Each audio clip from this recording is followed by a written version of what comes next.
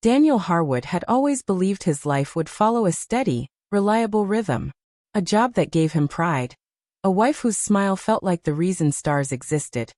A modest but warm home on a quiet cul-de-sac with a porch swing. And a loyal dog that barked only when necessary. To anyone looking from the outside, it seemed like the dream. And for a time it truly was. Sarah had embodied everything Daniel thought love should be. Intelligent, kind, quick to laugh. Someone who hugged like she meant it, and carried warmth into every room she entered. They shared little rituals, playlists, jokes, and even silence that felt comfortable instead of empty. Daniel thought he had found his forever. But then, almost imperceptibly at first, things began to change. Tiny cracks appeared, too subtle to raise alarms. A missed call here, an excuse there. I was busy. Work kept me late. Nights where she returned home hours later than usual, offered him a distracted kiss, and shut herself away in the bathroom. He told himself it was just stress, nothing more. He clung to that explanation like a lifeline.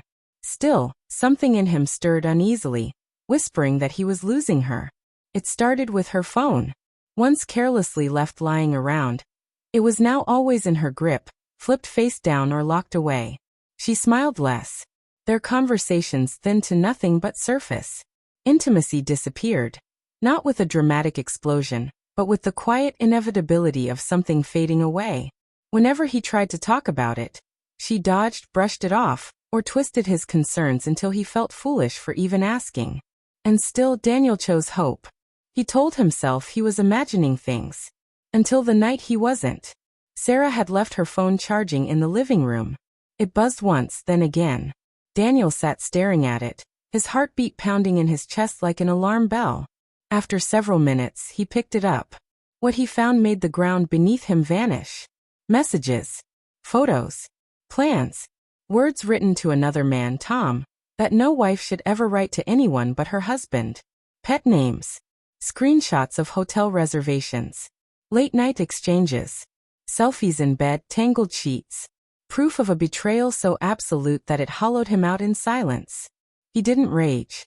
He didn't throw the phone across the room. Instead, he stared out the window, watching the trees shift in the night breeze. And something inside him shifted too. Not rage. Not even bitterness. But a precise, calculated determination. If she had chosen to break her vows, then she would understand the full weight of what that meant. The very next morning, Daniel hired a private investigator. A discreet man, efficient, no unnecessary chatter. Within days, Daniel had everything. Photos of Sarah and Tom walking hand in hand through airports, kissing in hotel lobbies, laughing across dinner tables. Receipts, timestamps, GPS logs. Emails. Cloud backups. Voice notes that made Daniel's stomach twist. It was a mountain of undeniable evidence. He labeled the digital folder closure. But he had no intention of closing anything quietly. Instead, he began to weave a plan. Not rushed, not messy, but deliberate. A quiet storm. He suggested to Sarah that they host a dinner party. "You've been working so hard," he told her with a smile. "Let's celebrate with the people who love us." She brightened instantly, throwing herself into the planning. Menu, lighting, music. She buzzed with excitement. For a moment, she even kissed him the way she once did, and it made his skin crawl.